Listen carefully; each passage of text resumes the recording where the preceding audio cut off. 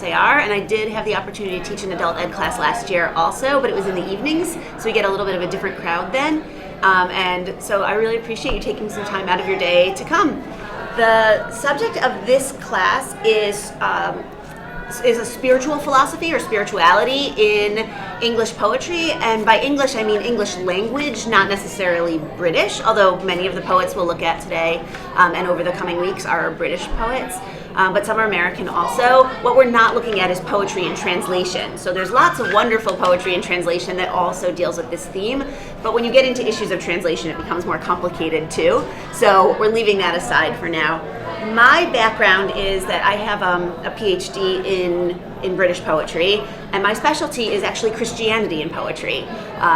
So that's what I have worked on in my professional career, my research career, and I have 2 books on Christian poets, both of whom I've included a little bit in this packet, Philip Larkin and Thomas Hardy. And Thomas Hardy you may know as a novelist. He's better known as a novelist, but he actually also wrote 1,000 poems, most of which talk about God in one way or another, which is a little bit of an obsession of his. So we'll be looking at some of those as well. But for the context of this class, being an SAR, it seemed like it made sense to expand to include some Jewish poets as well and not only focus on Christian poets. Although I do think that we have a lot to learn as Jews from writers and thinkers of other faiths. I think there's a lot of interesting overlap that can help us to understand Judaism better too and our own approaches. This packet that I've given you should take us through all 4 weeks of the class. It's a lot of material. We're definitely not going to get to it all today. I may end up adding one more poem at the end. We'll see how much we get through. I would really encourage you to ask questions a lot or make comments if you have questions about what's happening in the poems. Don't let me jump over something that feels puzzling to you. The way that I structured this was I tried, and there'll be some flaws in this, but I tried to structure starting with the poems that I felt were most conventionally faithful, the ones that felt like they had a very clear sort of theological vision, and moved to poets who are more and more skeptical. And I'll say that my bias is for the skeptical ones. I really like poets who are struggling, who are using the genre to work out their own questions about faith, as opposed to just going in and saying, here's everything I believe and how it all works. Although I find those very beautiful. That is something about the spaces where we start to doubt is like very meaningful to me. And so probably this leans a little heavily towards those. But also the ways in which people start to doubt or feel moments of doubt differ profoundly. And the ways that people are faithful feel relatively similar. And so I think we can move into some of those more doubting poems as we go. But I started with the stuff that feels most profoundly faithful. And I would say that I think on some level, all of these poets are presenting speakers who feel very attached to their theologies. And even when they're grappling with something difficult, it's not a complete lack of faith. It's a faltering or a questioning, which I think is a part of faith itself. So I don't see these as polar opposites, but as a kind of continuum and also different feelings that people have throughout their lifetimes. Although I'd say also I'm completely open to being, disagreed with on that count.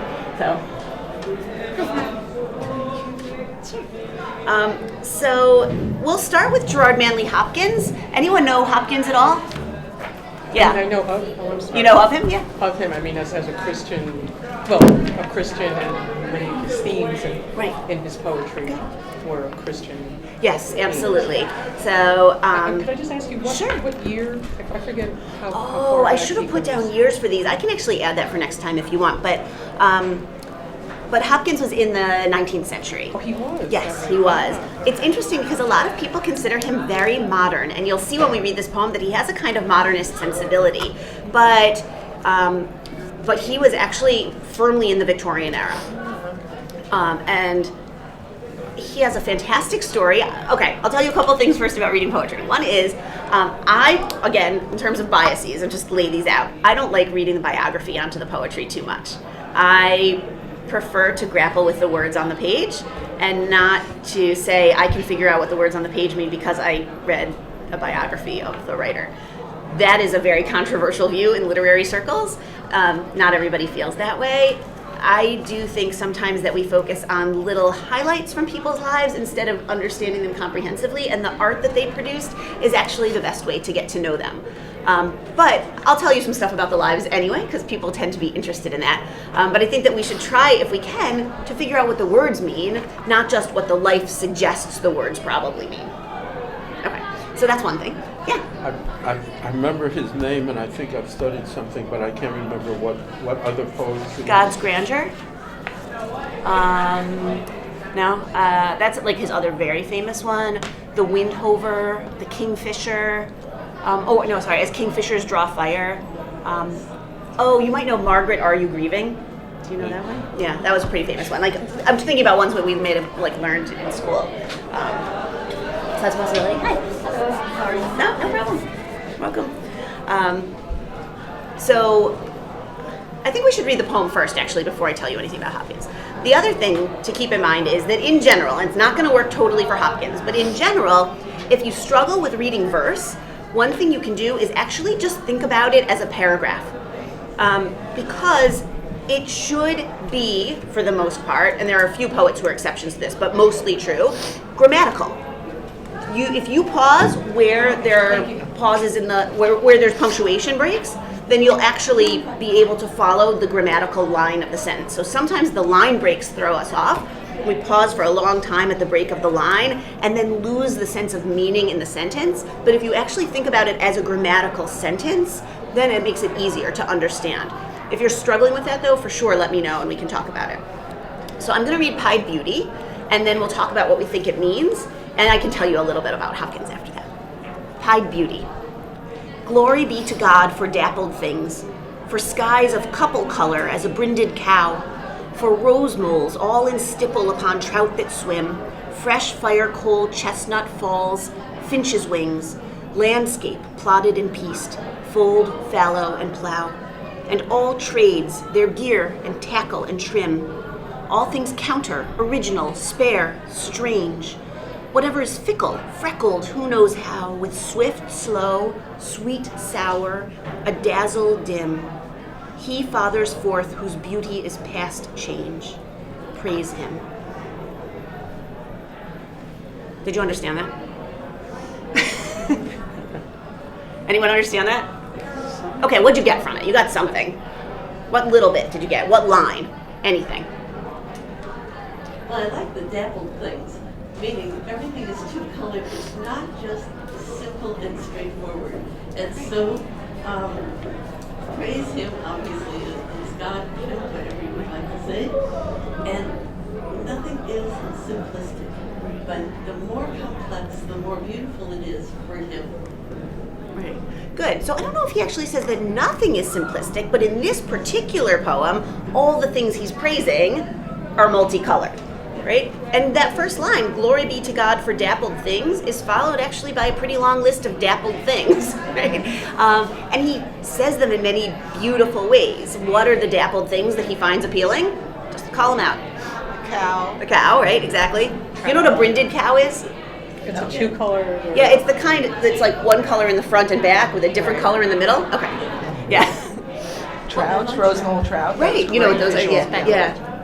And can you picture that? Have you seen the trout? Mm-hmm. Especially when they're underwater, they look like very rainbow colored. Good. And the rose moles, right? Those sort of pink splotches that are on them. Good. What else? Well, I like the sky. Exactly. When the sky is multi-hued. Good. I like the landscape plotted and pieced because that's what you can see from above. Exactly. Farmed land. Right. So Hopkins didn't have the opportunity to see it from an airplane, but you may have seen it from an airplane, but and you know that on a hill. If you stand on a hill, exactly. Of seeing the land in these plots, right, and looking multicolored there. Yeah. What else? I'm also impressed with how he begins with glory. Yes. And ends with praise. Good. So he's bracketing this with his statement that this is God's work. Right. Does anything else that you can think of begin with glory and end with praise? Something in davening. What in davening? Can you think of anything specific? Shemona Esrei. Shemona Esrei, maybe the whole Shemona Esrei, yeah. First 3 versus the last 3. Okay, good. What about starting with glory be to God and ending with praise him? It might help if you translate praise him into Hebrew. Tehillim. Yeah. Absolutely. This is the model of Tehillim. Do you see that? Yeah. So here's one little biographical fact about Hopkins. He spoke Hebrew. Which actually in the 19th century wasn't unusual. To graduate from Cambridge or Oxford, you had to be fluent in Hebrew so that you could read the Bible in the original. Like that he's talking about the year, tackle and trim. Those are human things. Excellent. From nature to you. Great observation.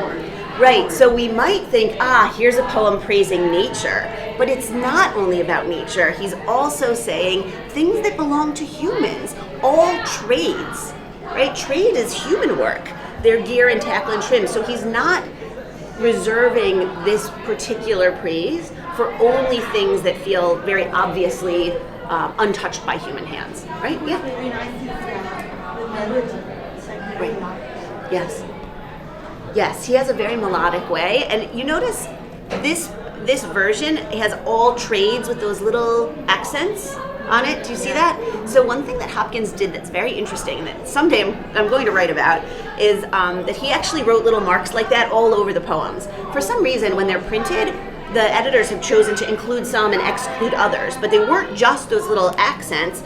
Also, he would sometimes draw what looks, I don't know if you know music, but like a fermata, which means to hold a particular word. And he would. Trope.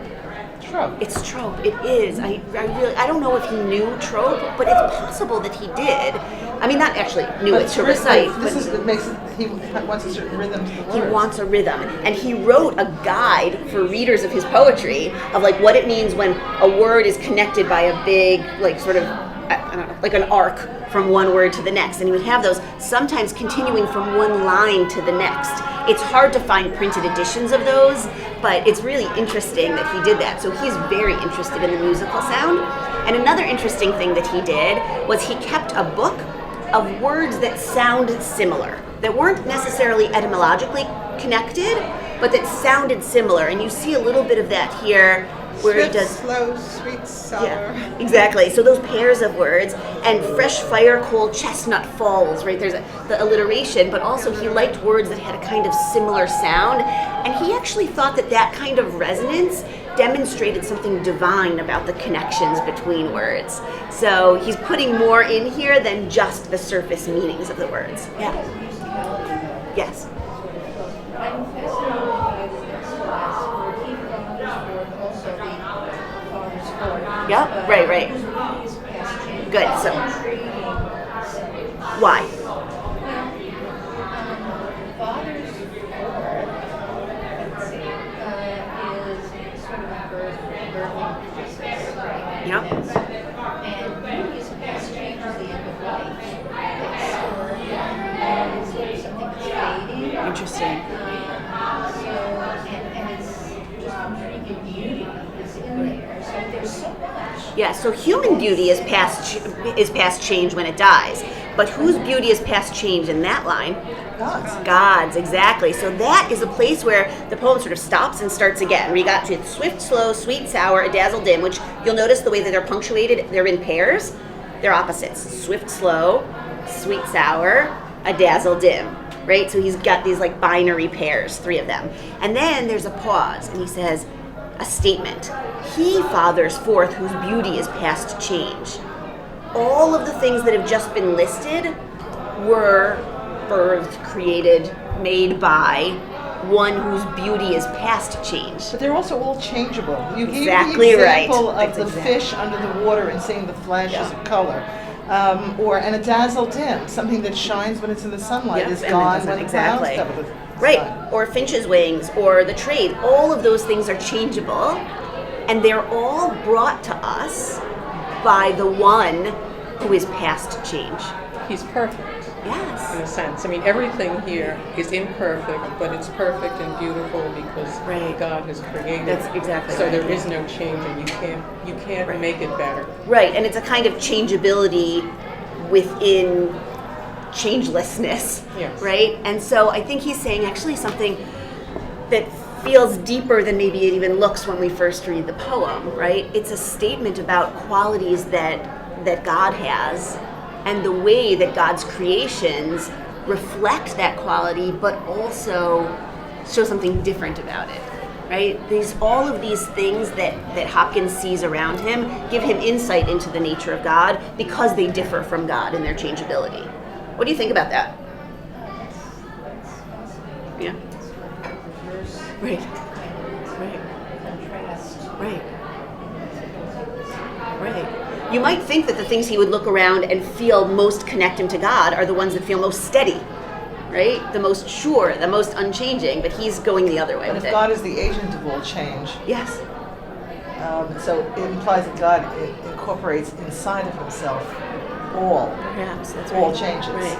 Right, and it doesn't say that God is past change in every way. God's beauty is past change. Right. But there is something very beautiful when we see something like the sky changing colors or a bird. So Yeah. that sudden change That's is right. something majorly. Yeah, absolutely. So that's that poem. Now, Hopkins. Does anyone know about him? No, do you want to, or should we just leave it at what the poem is? Oh yeah, you want to. Okay.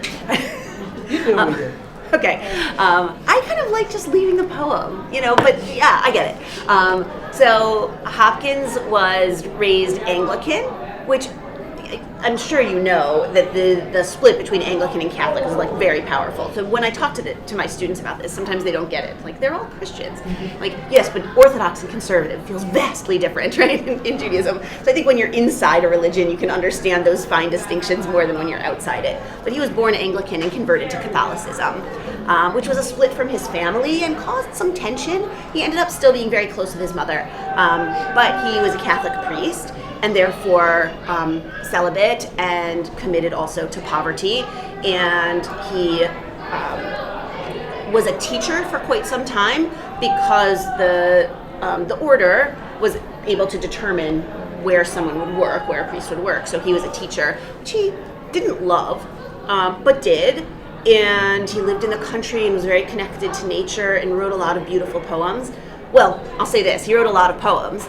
And at one point, he actually was worried that he was becoming arrogant as a writer, like too connected to the writing, and that it was there was a pridefulness in it. So he burned all of his poetry. So we don't have access to a vast amount of his work. He destroyed it all. And then later, people, a superior in particular, who knew that he had written poetry, there was a ship sank that had been carrying a group of nuns, and his superior asked if he would write a poem commemorating their lives. And because he saw that as specific service to the order and to God, he agreed to write that poem. And that's now the first of what we have of the second phase of his career. Everything else is gone.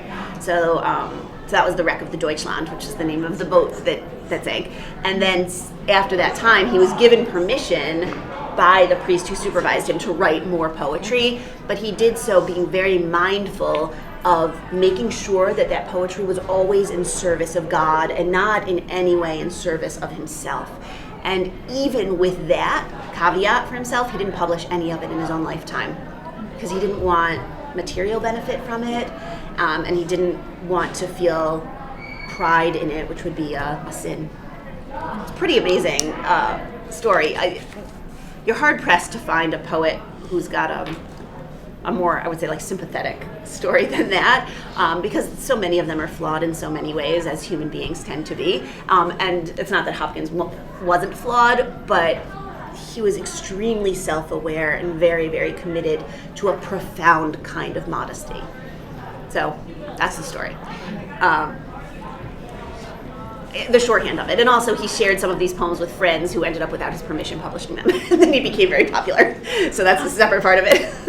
Why did he convert? He felt called. I mean, it's something that like it's the language that he used, that he felt actually called to God through Catholicism. And we could get into the theology of the split between Anglican and Catholic, but it has a lot to do with the belief about what communion is, what's the Eucharist, is it the literal body and blood, or is it more symbolic? And he just felt this very profound faith in Catholicism and converted. Okay, moving on. We could say more about all of these, but I also want to see if we can sort of come to some conclusions based on groups of them too. So a poet who was a little bit earlier than Hopkins, John Donne, 1600s. He is very well known for a series of sonnets called the Holy Sonnets, and this is probably the most famous of them. I thought about bringing in another called Batter My Heart, Three-Personed God, which is probably the second most famous, but I thought that this might get us closer to anthology, Death Be Not Proud. It is. It's very famous. Absolutely. So this is one of the Holy Sonnets. Donne is also a very interesting figure. He also is a convert, but he actually converted from Catholicism to Anglicanism, so he went the other way. And that was also a very tense and profound decision for him. He was an Anglican priest eventually, but there was a time where he actually, in college, was required to sign something that said that he was not a Catholic and refused to sign it, and caused all kinds of trouble for himself. The other interesting thing about Donne, I didn't include any of these poems, but almost an even split in his work is profoundly theological religious poems and poems about sex. Yeah. And it's almost an even split. He has lots of both. So it's sort of interesting because you don't necessarily see those going together. Very clever poems about sex. I encourage you to read them. Like The Flea, which is one that people know also. But it feels very different from these holy sonnets. So later in the course, we're going to read a contemporary poet named Mark Jarman, who wrote a series following Donne called Unholy Sonnets. So we'll see the way that poets over the ages have played with John Donne's ideas about holiness. So let's look at this one and pull it apart a little bit and see what kind of theological perspective is presented here. This is Death Be Not Proud. Death be not proud, though some have called thee mighty and dreadful, for thou art not so. For those whom thou think'st thou dost overthrow, die not, poor death, nor yet canst thou kill me. From rest and sleep, which but thy pictures be, much pleasure. Then from thee much more must flow, and soonest our best men with thee do go, rest of their bones and souls' delivery. Thou art slave to fate, chance, kings, and desperate men, and dost with poison, war, and sickness dwell. And poppy or charms can make us sleep as well, and better than thy stroke. Why swell'st thou then? One short sleep past, we wake eternally, and death shall be no more. Death, thou shalt die.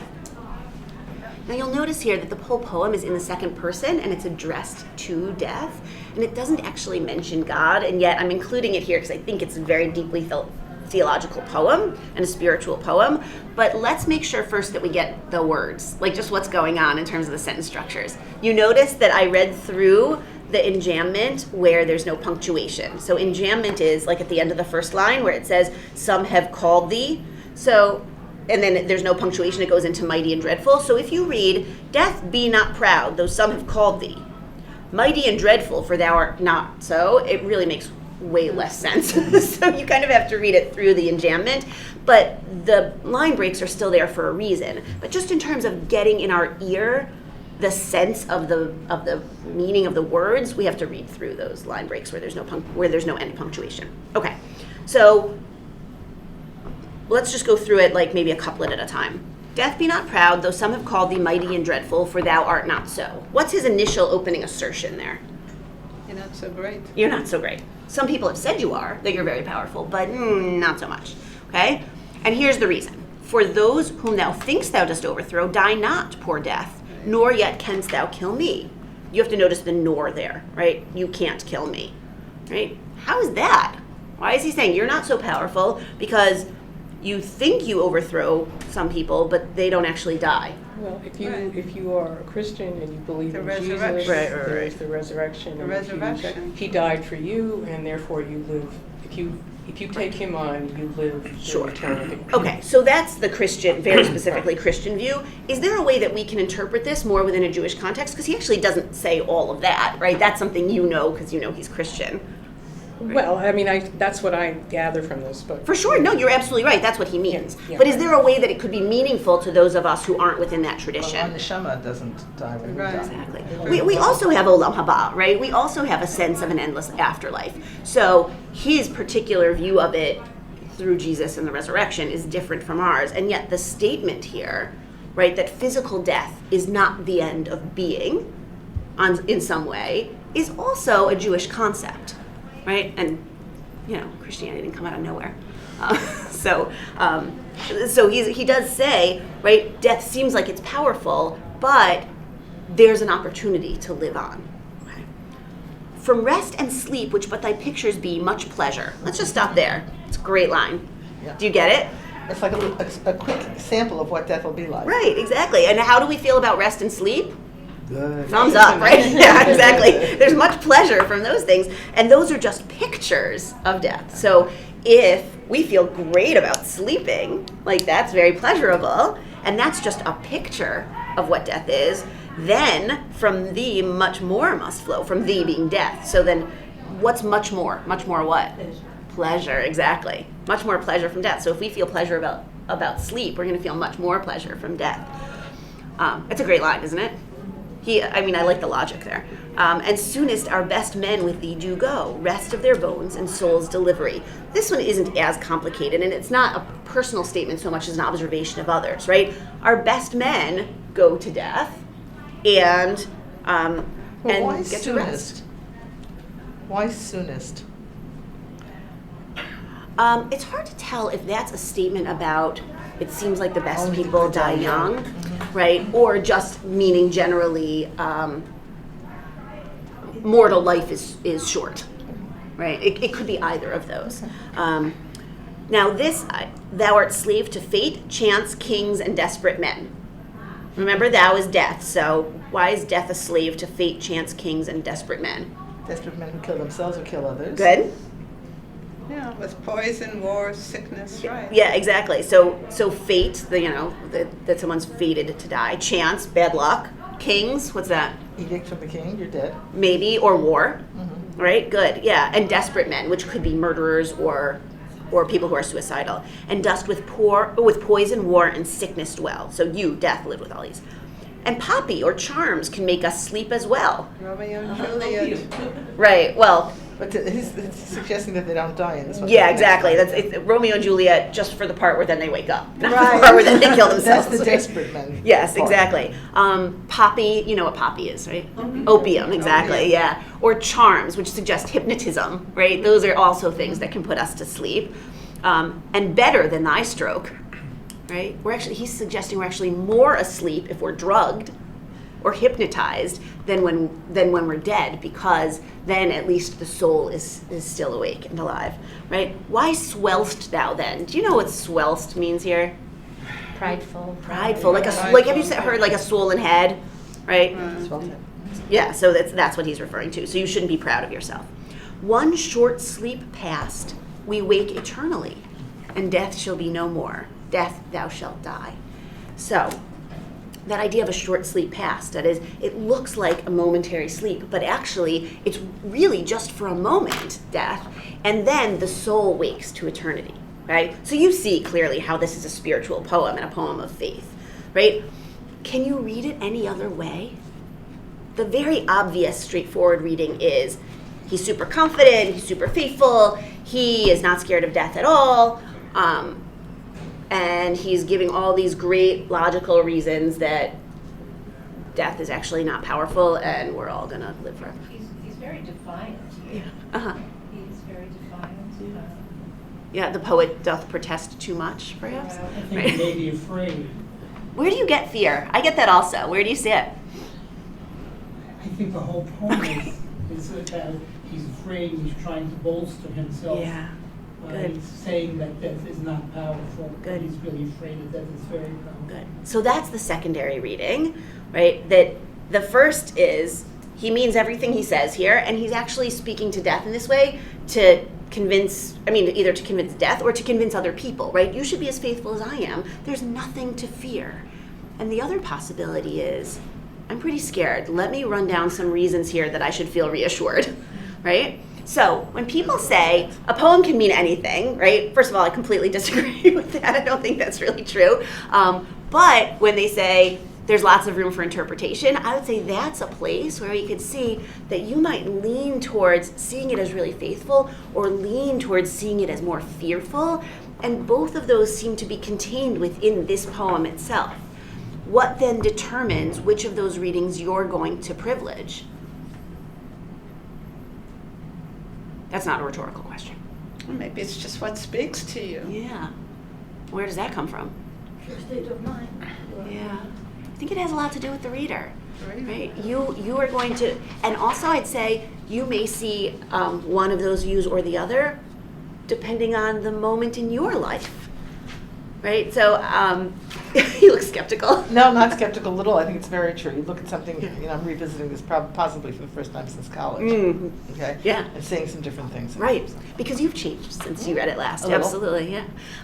So I think that that's a place where poetry can really do that, and I would say that's true of other literature as well, but we notice it very acutely in poetry. And so it's good that we're on the same page in terms of sort of surface meanings up to a point, and then also allow that space for our own experiences and our own interpretive communities and the individuals that we are to find maybe both of those meanings, but feel more one than the other, and then have that change the next time we revisit the poem too. So it's hard to tell what Donne intended. My sense of Donne is that he's so sophisticated that he knew both readings were there. Although, frankly, it doesn't matter much to me if he knew it or not. Like, that's not the point. He doesn't have to have been aware of it for it to be true, which is also a controversial thing to say in literary circles, right? Some people want to say, like, get as close to the author's intended meaning as possible. I feel like get as close to what the words on the page say as possible. I'm just sorry. I don't think he's afraid, though. I think it's more an affirmation of his own faith. Good. Because, I mean, he sort of like he's having a one-to-one with death, just as you would talk to somebody else, and this is just in that category. And if you are a true believer, you know that your soul is going to live on. Sure. So I don't think he's afraid. I think And why do you think he's afraid? I agree with you. Oh, It just could be interpreted either way. Could you talk something about the meter? Oh, sure, absolutely. So first of all, this is a sonnet. I told you it was from Holy Sonnets, right? And so once we're within the structure of a sonnet, what does that mean? 14 lines. So that's the base meaning of sonnet, is a 14-line poem. Usually sonnets then fall either into the English or Italian categories, the English being 3 quatrains, that's 4-line stanzas, and a couplet at the end, and the Italian being an 8-line grouping followed by a 6-line grouping. And the space sort of between them, usually the first line of the 6, is what we call the volta. There's a change in the meaning. So 8 lines presented as saying one thing, and then, but no, right? And then the last 6 lines sort of either adding something or changing something. So those are the sort of 2 common ways that a sonnet is divided. So let's look here. One way to figure it out is actually based on the rhyme. So what do you think Donne is doing in this poem? English sonnet or Italian sonnet? Italian. Based on what? Well, at the end, he says he's directing his comments to death. Yep. Thou art slave to fate. It's almost like a conclusion. It's a direct statement to death. Right. But so is the first line. It has a period, Where? I think, at the end of the 8th line. Soul's delivery. I thought it was Also at the end of the English. 4th line and also at the end of the I thought it was English. It is, because you're right, if you yeah. group it in sentences Yeah. or lines of 4, like the first and the 4th rhyme, and then the 2 middle ones rhyme. Yep, So exactly. it makes like little. So we've got thee and me, and sow and overthrow in the middle. That's a little grouping of 4, what we call a quatrain. And it's a good point about the punctuation. What you noticed, that quatrain ends with a full stop. The next one does as well. Now, if you're only looking at the 8th line, then you say the 8th line ends with a full stop, which it does, but it's not the only place that does. So we've got be and delivery, flow and go. Those create a quatrain. One thing to notice is what happens in the last 6 lines. What you may see in the Italian form is, of those 6 lines, it would be the 1st and 4th rhyme, the 2nd and 5th rhyme, the 3rd and 6th rhyme, creating a sense of the 6 lines as a unit. Does that make sense? First and fourth, second and fifth, third and sixth. But here, instead, what we see is the exact same pattern that you noticed in the first two quatrains. That's pointing us towards the English sonnet. Men and then dwell and well. And then the last two lines, although they don't quite feel like it, actually do rhyme. Eternally and die, it's what we call slant rhyme. So it's basically like I fudged the rhyme. It's possible also that in 17th century English pronunciation, those would be closer than they sound in contemporary American pronunciation, but it still would be considered slant rhyme because it's not perfect. So, What makes it so powerful is the comma, death. be not proud. Exactly. You There's a you pause. stop, Yep. death, Right.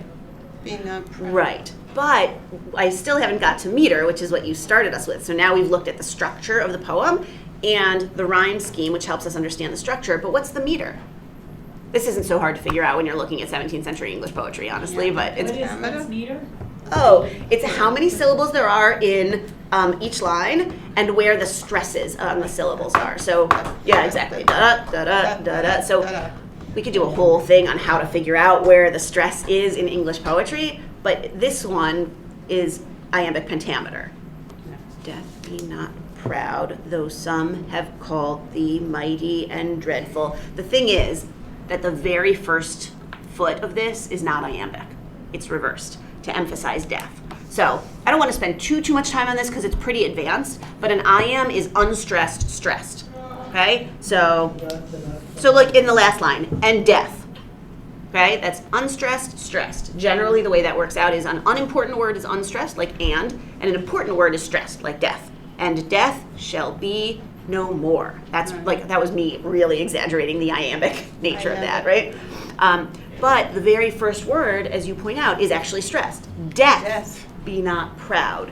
So it's iambic pentameter most of the way through with the very first iamb reversed to be a trochee. You don't need to know these terms at all. It just means the stressed followed by unstressed in order to start right with death, right? And then it moves into a more iambic rhythm. What's the point of all that? Why do we care? It's not just like a parlor game, although it Shows could your be. emphasis. Exactly. That's exactly right. So when there's a regular pattern and a little hiccup in the pattern, pay attention to the hiccup, right? Because that shows that the poet's trying to mess with something to draw your attention to it. And likely it's happening anyway, whether you actually work out the metrics of the poem or not. Your attention is being drawn, but when you go through and actually mark it up to indicate where the pattern is, and you notice something that feels like an exception to the pattern, then you can study that and say, what's the motivation for that change? Yeah. So which death is the exception? The very Death? first one. The very first one. Because it sort of parallels but the last. at the last two, you're absolutely right, because we have and death shall be no more, which is perfectly iambic, and then death, Right. thou shalt die, and all four of those could almost be stressed, right? Or thou shalt die, and maybe just shalt is not stressed. And so messing with that at the end also is drawing our attention to those four words. The punctuation also, Dunn does this very well, helps to work with the metrical, like the moments where the meter is irregular, right? So he's using punctuation to draw our attention even more to the irregular meter, right? But it's mostly iambic. And we're going to trust, although we don't know this for sure, that he could have done it purely iambic if he wanted to, and that this was a choice, as opposed to like, I can't think of anything else. You know, a poet as accomplished as this, we want to believe that he could have written a purely iambic poem if he'd wanted to. Shakespeare does this all the time, right? And we have a pretty good sense that Shakespeare could do iambs whenever he wanted. So when he doesn't, notice, right? Okay, can we move on? Yeah. We're going to jump to something a little more modern. So this is, I did not put these in chronological order because, as I said, I wanted to do the thematic order. Sure, what's your question? Poets. Yes. Do they write mostly poetry or do they write prose? Huge range. Totally depends on the individual. So Dunn also wrote a lot of sermons. I mean, partially because that was his job, but they are absolutely works of art, and you know, published in collections and stuff. That the period of those of Dunn, for instance, is like right at the beginning of when novels were being written. So novels wasn't really a thing, so he wasn't writing novels. Hopkins only wrote poetry, but I told you his a little bit strange story about writing, so he really did that expressly with permission. He also has some sermons, and we have collections of his letters, although I don't know that you'd think of him like as someone as a letter writer. That comes after the fact. You're interested in their letters because they're a poet. Levertov, who we're going to look at next, only wrote poetry. But some others do both. Like I mentioned Thomas Hardy, that might have been right before you walked in. He wrote 14 novels and 1,000 poems. Almost with his career split exactly in half. He was a novelist through the first half of his life, although he did dabble in poetry at that time but didn't publish early. Stopped writing novels after Jude the Obscure, and then just wrote poetry for the rest of his life. He also lived to be 89, so he had a lot of time to do all of that work. But it really depends on the individual and what they feel that they have to say. Hardy, who we'll look at in future weeks, said that he also always felt that he was actually meant to be a poet, but that novels was where the money was. So once he was well enough established as a novelist that he could kind of retire from that, he devoted himself to poetry. But not everyone feels that way. There's a huge range, even among contemporary poets. It's a real pragmatic streak to his callings. Hardy? Hardy, it's a very pragmatic streak. Right, so actually he was trained as an architect, which he gave up as soon as he was successful enough as a novelist, because really he wanted to be a writer. Again, pragmatic. Yes, absolutely. Yeah. And then his last novel was Jude the Obscure. Does anyone know that novel? Yeah, it was very controversial, yeah. And a lot of people really hated it. So he was like, okay, fine, I'm done with this. And he'd made enough money that he could sort of go on. So yeah. I struggled with that in college, right? Yes. So, it's a huge range.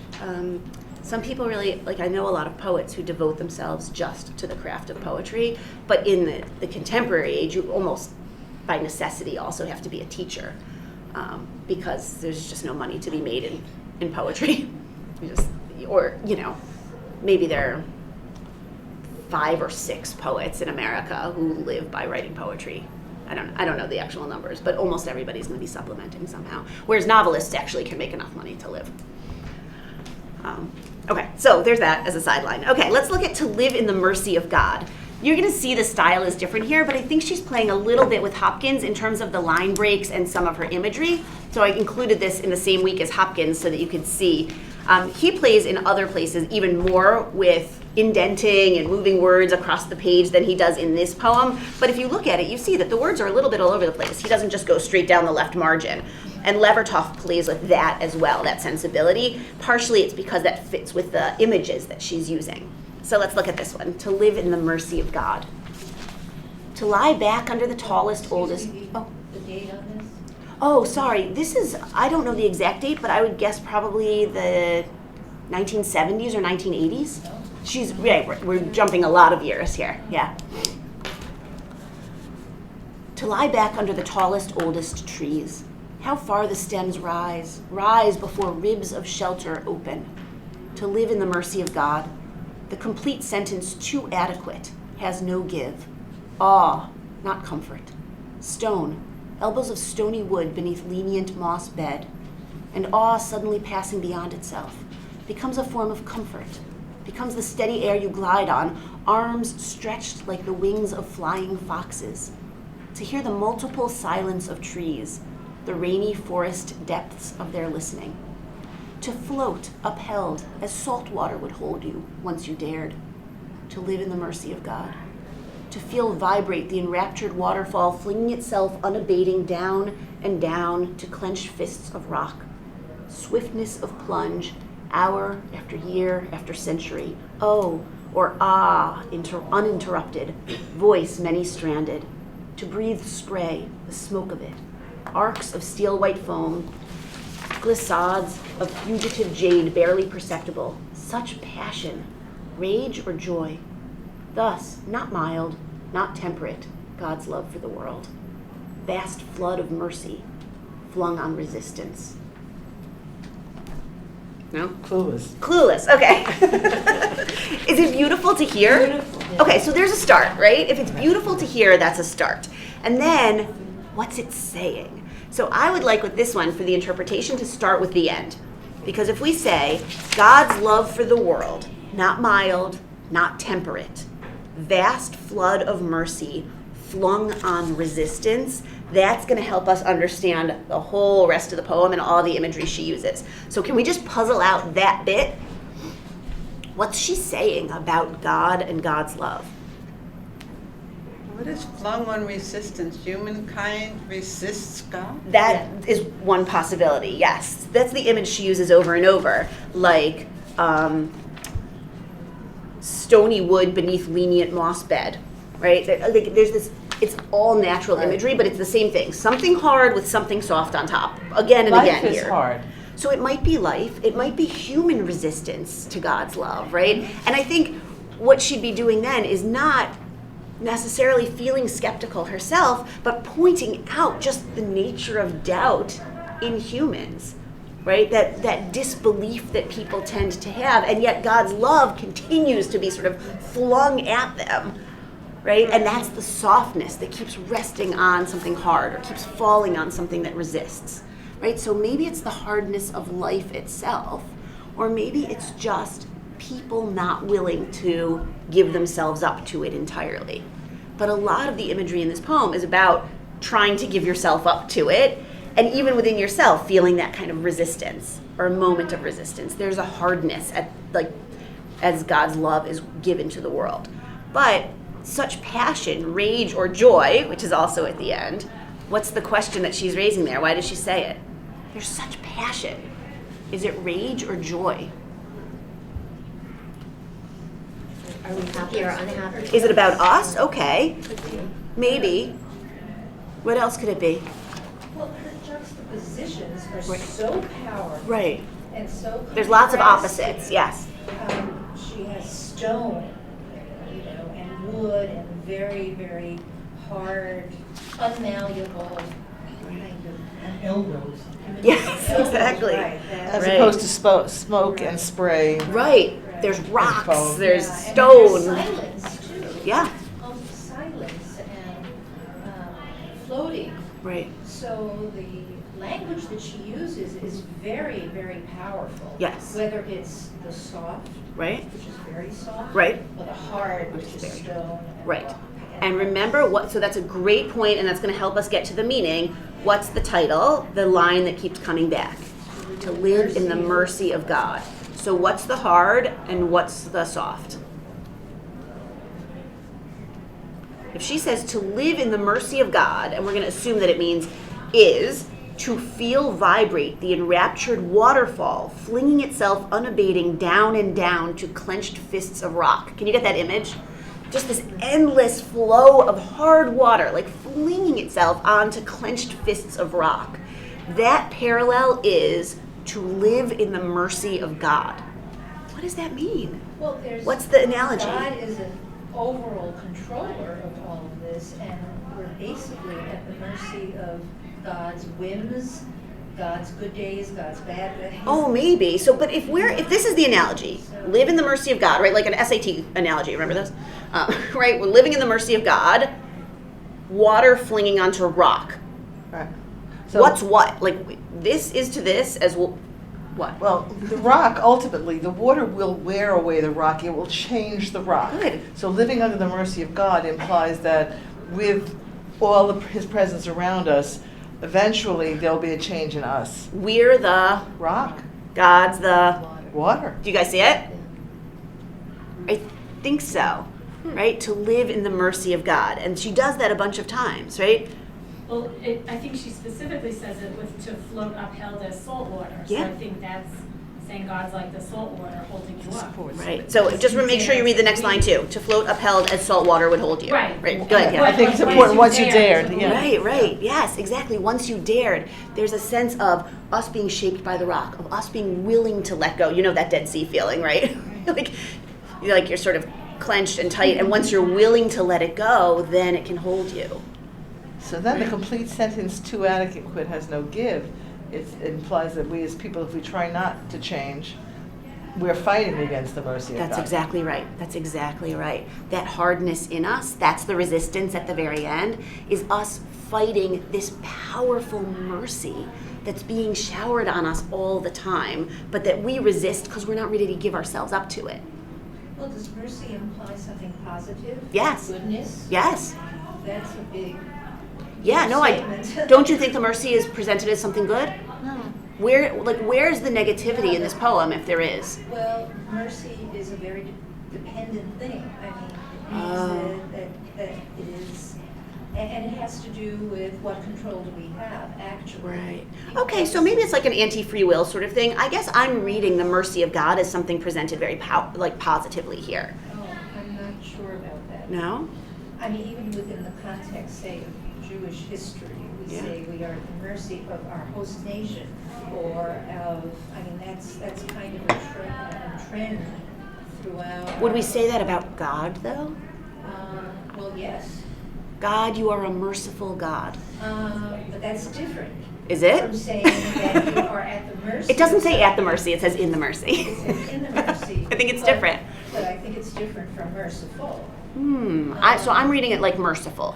And also saying you're at the mercy of something human, right, like a host country, differs from in the mercy of God's presence, right? Or, right, I mean, God's you don't love. know, you don't buy it at all. Okay, that's fine. I don't know. Right. I So this don't is know. definitional. No, I definitely, when I see it, and I say in the mercy. Yeah.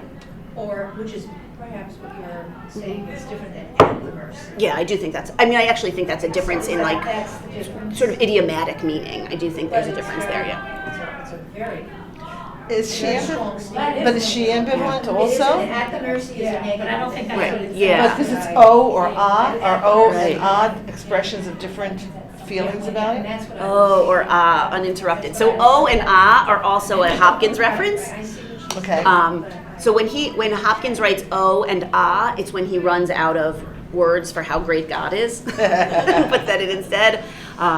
He does that in God's Grandeur, that poem that I mentioned to you. Morning at the brown brink eastward springs. Like, it's just like, whoa, sunrise, so amazing. So I think there's a little bit of that there, of a real sense of awe, not but awe. But we can look at the images and try to figure out, is she positive or negative here? If How's you she look at feeling the about it? third paragraph, and awe suddenly passing beyond itself becomes a form of comfort. Right. So even in Judaism, we don't see God, but we only see God as he passes by, and it's a source of comfort. Right. I think she's also suggesting that some of the pain of this relationship comes from our resistance. And when we give ourselves up to it, then it can be more comforting. Right? But the resistance that she presents, as I read the poem, and again, there is room for interpretation here, but as I read the poem, the resistance is coming from us. The mercy is coming from God, but sometimes it's such a heavy shower of mercy, we don't even know how to accept it as a gift. And we feel a pain in that. It's like the fire hose.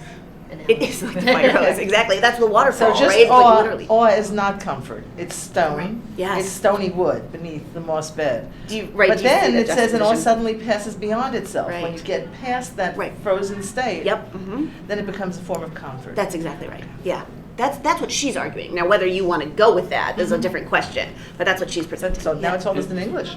It's pretty good. That's thank what we you. try to do. We start with it feeling like, huh? And then you talk through it to the point that it starts to mean something. And then you can really get inside it and say, how do I feel about this? Right? But first it But I has to agree mean with something. Harriet. It's Yeah. very dependent. You're on the wings of the flying foxes. So it is a very strong dependency. And is Right. that good or bad? On the other hand, being dependent on God. Yeah, the difference between in and They are. I think what sort of jolts me in a way is that the in, I'm not used to hearing Right. in the mercy. Right. It's more at the mercy. Yes, That's right. sort of Different like a phrase, yeah. colloquial expression. Absolutely, I agree. And that's what came to mind, so that I Makes wasn't sense. Okay, fair enough. really looking at that Okay. preposition. No problem. Okay. Yes. Is this a Jewish or a Christian poem?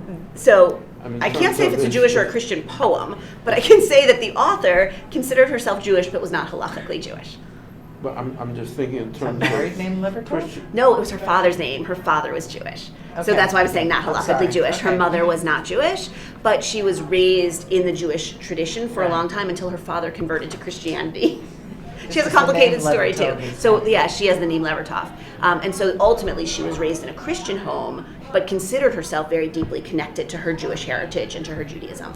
So it's a hard question. Like, is she a Jewish poet is even a hard question to answer. Isn't mercy only in Christianity dependent on your accepting Jesus, and then you have God's grace, and then Right. everything comes, as opposed to in Judaism. I think it's El Rachum B'Chanun, and so it doesn't matter in terms of your having it. Exactly. Ah, I see. I think what she's really talking about here, and I would go back to the title again, to live in the mercy of God, is about a living choice that you make, as opposed to maybe a theological concept, right? It's like, this is what it feels like to live with God's kindness around you This is like when you're every like day. resistant to it. She's Exactly. talking It's an to us everyday every experience. day Yeah, I think so. experience. Yeah. Now, would someone with a Christian sort of mindset or worldview think of this in a different way?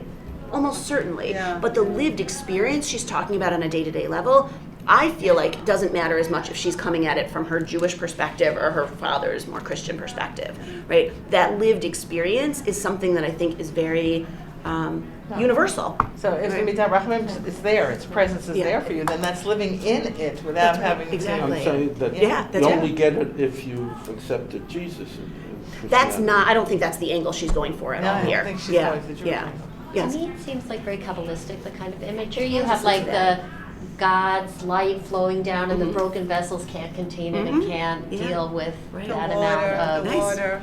I don't know if she's love. familiar with Yeah. Kabbalah, but she was relatively, like, she read a lot on her Uh-huh. own. She was relatively learned, so it's possible that she was thinking of those things. But also, I think people are always, in their language, trying to think of ways to describe God's enormity, God's power, right? And so broken vessels wouldn't be, like, an unusual choice, even outside of knowledge of Kabbalah. But I see what you're saying with that, yeah.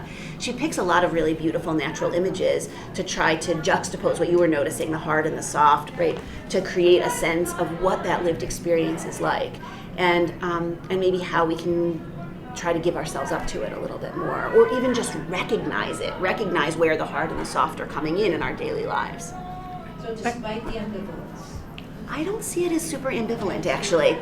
But my word is not the final word on this, right? I've read it more times than you have, but that's all I've got up on you, right? So you've given us three Really good. writers within religion, Yes. each of whom comes from sort of a conflicted or hybrid or changing religious philosophy, if you will, if you call it a philosophy. So all three of Yep, them absolutely. come from this Yeah, that's right. conflict or blend. In their families or in Yeah, their which own is personal very lives. Yes, interesting. that's true. Absolutely. They may be the ones who think about it the most. You know, people who are making conscious choices about changing their religion think a lot about what it means to be in a religion, right? It's not a passive acceptance, right? So that's an interesting point. Except then you've got to live in the mercy. Then you've got to be passively accepting. Right, it's true. Although I do think there is some of that. Like, she's noticing the flung on resistance, but I almost see that as a self-critique. Stop being so resistant, right? Just let it happen to you. Can we do one more? We have like 5 minutes. Can we do one more? Okay, this is another little sonnet. It's right at the end of the Levertov. County Cullen is a 20th century African-American poet, and he did not convert from anything to anything. He's a Christian poet. This one I hope will be a little easier just in terms of parsing the language, but we'll make sure we understand it and then just talk about the meaning. Okay. Yet do I marvel. Oh. Sorry. I doubt It's not. just the sound of children learning. I know. It's So beautiful. my grandson tells me. Right. It's just right. It's hard to find a school, like a space in the school that isn't sort of noisy. There's something lovely about that, and also sort of noisy. And distracting. Yet do I marvel. I doubt not God is good, well-meaning, kind. And did he stoop to quibble, could tell why the little buried mole continues blind, why flesh that mirrors him must someday die. Make plain the reason tortured Tantalus is baited by the fickle fruit. Declare if merely brute caprice dooms Sisyphus to struggle up a never-ending stair. Inscrutable his ways are, and immune to catechism by a mind too strewn with petty cares to slightly understand what awful brain compels his awful hand. Yet do I marvel at this curious thing, to make a poet black and bid him sing. Yeah, right. So when I don't tell my students, this happened last year in my AP Lit class, I didn't tell the students that he was black, and they were like 20 minutes puzzling over that last line. What does it mean, black? Does it mean he has like a black soul? I was like, no, he's just an African-American poet. They're like, oh. So now I've taken to telling people up front that he's an African-American poet, so that you're not reading that too symbolically. But basically, the whole first section of the poem, up till the couplet at the end, is one kind of statement, right? It starts with, I doubt not, God is good, well-meaning, kind. You buy it? Does he doubt not? He doubts, yes. Yeah. Okay, so maybe, right? But maybe not. I mean, there is a sense of faithfulness here too, right? I really do believe that God is good, well-meaning, kind. And if he wanted to, he could explain these limited mysteries of life, right? I'm going to list a few. And the few are why the little buried mole continues blind, right? Why is the mole blind? Is there some rationale for that? There may very well be, right? Why flesh that mirrors him must someday die, which is a much bigger question than why the mole continues blind. God could make plain, he could tell us the reason that Tantalus is tortured in the way he is. You guys know Tantalus, right? No? Oh, okay. So Greek mythology, he was, as a punishment, like buried, like to here, and there was a fruit tree just above him, like just out of his reach. It's where, So the word tantalizing. where the word tantalized or tantalizing comes from. And Sisyphus, do we know Sisyphus? He had to keep pushing that rock endlessly, right? So declare if merely brute caprice. Do you know what caprice is?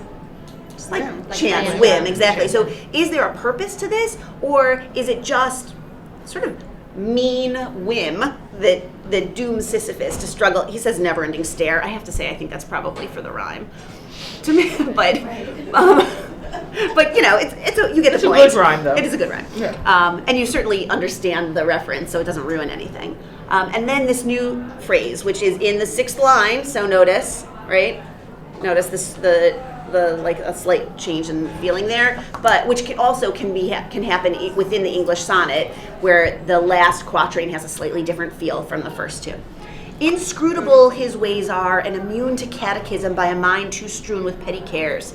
So we'll stop there for a second. So basically, God's ways are inscrutable, especially for petty humans. We're concerned with our day-to-day lives. You know, we can't understand the enormity of God's rationale, right? To understand what awful brain compels his awful hand. Now, the way that we use awful today almost exclusively means bad. But that's not always been the case. And the root of awful is filled with awe. Exactly. So, or awesome. Exactly. So we have to be careful that we don't only read onto this, our contemporary use of that word, that we recognize that 100 years ago, it may have had a... That's a pretty strange change. It's a pretty strong change, but that happens. Yeah, like all my kids who are always saying that's so sick. And they mean it in a good way. Like that only happened in the last 10 years, right? Well, we're post-sick now. Right, but it doesn't mean that anymore. Yeah, but like they, you know, that those kind of changes do actually happen. Or, you know, Michael Jackson, bad. Right? You guys know that one?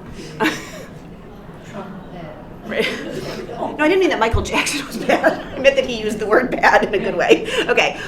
So it's possible he would have known the negative use of awful, but I think therefore awful becomes a really conscious choice of offering us two possibilities, right? Awful, like filled with awe, as in the way that we talk about God, or awful, like this is not a good choice, right? And then yet. Okay, so all of that was to say I don't have a doubt that God could explain all of these things that are puzzling to me with my petty mind. And yet I marvel at this curious thing. And curious is a pretty mild word in this context, right? It's a curious thing to make a poet black and bid him sing. And maybe in a contemporary context that would still feel powerful, but when you think about the early part of the 20th century and what that would have meant for a black poet, right? To say he feels compelled to do this, and yet against such odds, right? Something very powerful to me about that, and put into the larger context of this isn't a choice I'm making. This is God speaking to me directly and telling me that this is the job I'm meant to have, right? So, thoughts on that before we wrap up? Any thoughts on the theology of that poem, or anything else about it?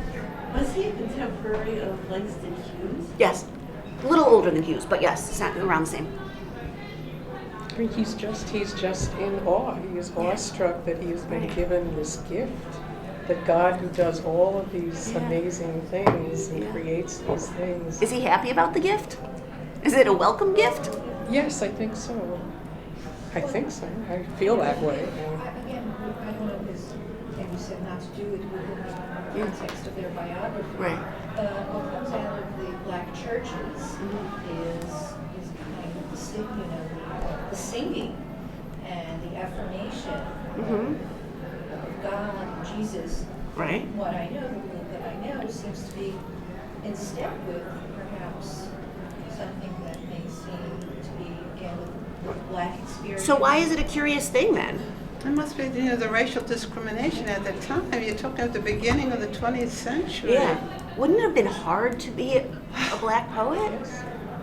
Yeah. To be so- recognized as a poet. To be Right. published as a poet. Right, to Exactly. be published. It's like awesome, I know. Right. So the difficulty of that, and I think it's connected to what we were just reading about, that resistance, right? Like, here's this gift God is giving me. I think there's a slight resistance of the gift, or at least a curiosity about it.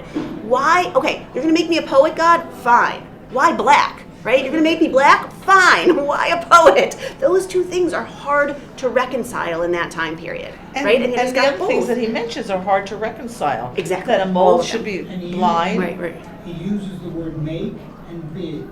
Yes. It's not his choosing. That's exactly right. It feels very controlled. It's very controlled by another being. He is at God's mercy, right? but in a way that he's going to do it, right? He's going to do what he's supposed to do, just like all the other examples are given. But I sense a frustration there, right? A recognition of God's ability, the power to make that He also decision, but a starts in frustration. the negative. I doubt I doubt not. Yeah, that's right. As opposed to I believe. He says struggle here. I mean, Yeah. he's talking about struggles. Absolutely. With all of these Sure. characters Yes, that he's yes, that's right. portraying. Yeah. They're all struggling. That's right. So he fits into this. That's right, he does. It's part of a struggle. And he says, I'm like Tantalus, I'm like Sisyphus, right? Also in this kind of impossible struggling position, but I'm gonna keep doing it. Like Tantalus and Sisyphus do. I'll just point out one other thing, but then yeah. Was he part of the Harlem Renaissance? The early end of it, yeah. So that was when they flourished in terms of... It wasn't easy. But yes, but it wasn't easy. One thing to notice here is that unlike someone like Langston Hughes, who does write occasional sonnets, but mostly writes in very colloquial black dialect, often drawing on imagery of Harlem, what does Cullen do? Classical structure, Greek mythology, very formal, polished prose, right? And so it's a kind of taking on of a certain sort of historical poet's voice, right? In order to sort of demonstrate this point, which may in part, for my students who are used to reading Langston Hughes, be why they don't know what to do with the word black at the end, right? Because it doesn't feel like that. It feels like the sort of white British sonneteers that we're used to. Exactly. So it's sort of an interesting thing. It's an adopted voice in a way, but I think it's a really conscious choice that fits in with the racial theme of the poem as well. The form tells us what the substance is, really. Yeah. I mean, it's also interesting, too, that he's talking about God, and the two allusion examples that he uses are both out of Greek mythology. Right? Could he not find struggling characters in the Bible? It's sort of an interesting juxtaposition, right? To say Sisyphus and Tantalus in the context of a poem that's about the God of the Bible. Right.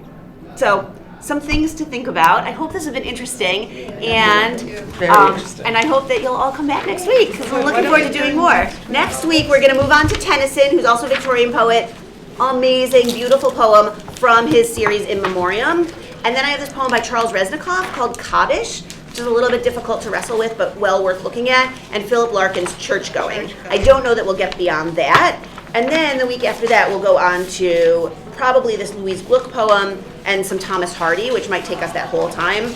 And then I have a poem by Jacqueline Osherow, who's like a contemporary Jewish poet, and a couple of Mark Jarman's Unholy Sonnets. And a Deborah Garrison poem, and I might bring in one poem by Yehoshua November, who's a contemporary Jewish poet, Orthodox poet, who just had a new collection come out like in the last 2 weeks, which is what prompted me to think that I should bring him in too. We'll see if we can keep up with that pace, but that's the goal. Thank you. Thank you so much for coming, everybody. It's great. Go around.